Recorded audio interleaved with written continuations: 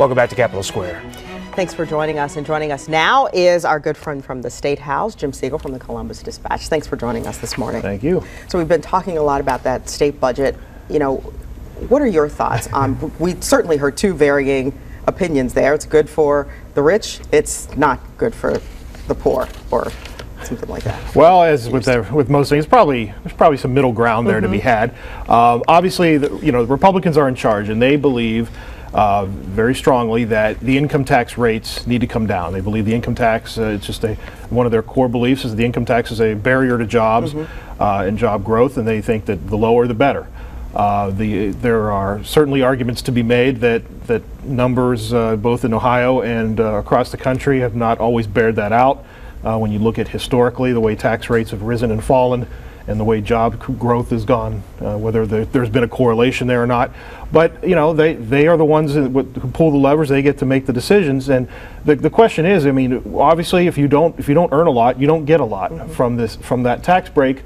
And so the question is, how much of this is going to be offset at the lower income brackets for those who now have to pay a higher sales and property tax. So Jim, at that press conference, Republicans make this announcement, the conference committee, they put all their plans together and here's the finished product. And at the very beginning there are lobbyists. There are probably, I don't know, 20 or 25 lobbyists in the room, and they're quickly ushered out. They're shooed away by the press people. All day I thought to myself, all right, there are the winners, or folks who think that they win. So who are the winners in your estimation under this budget?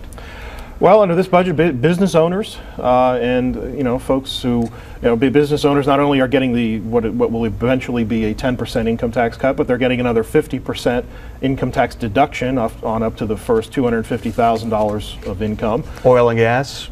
Oil and gas are winners because they're not getting any additional tax increase.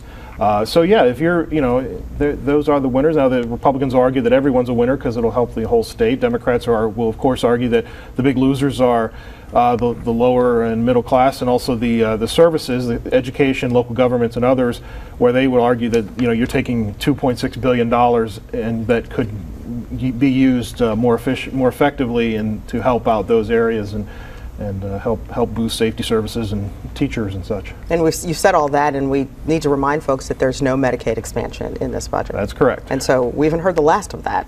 We haven't. They're going to continue working on it over the summer. And again, we've got the two bills they're working off of right now are not Medicaid expansion bills. They are what the Republicans call Medicaid reform bills. So will we get to an expansion point? Some think we will.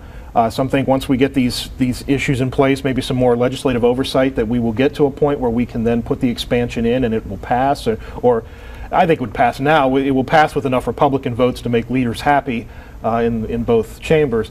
But we're not there yet, and I wouldn't expect us to get there until the fall. Just a few seconds left, Jim. But Governor Kasich like this final product? He likes the final tax plan. He wanted the overall tax cut is not as big as the one he initially proposed, but of course they had to, they took out a lot of the ways he was going to pay for that. But he's happy with the way it ended up. I mean, he's got an income tax cut that he wanted. He can run on this now.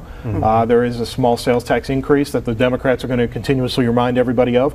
But in the end, I think he thinks he has a plan that's good for Ohio, and it's probably good for his campaign. All right. Jim, thanks for coming in this morning. Thank you. Thanks, Jim. All right, when we come back, the fastest political debate in the entire country. Sam Gresham, Terry Casey, they're ready. We'll be back with Two Sides in the morning.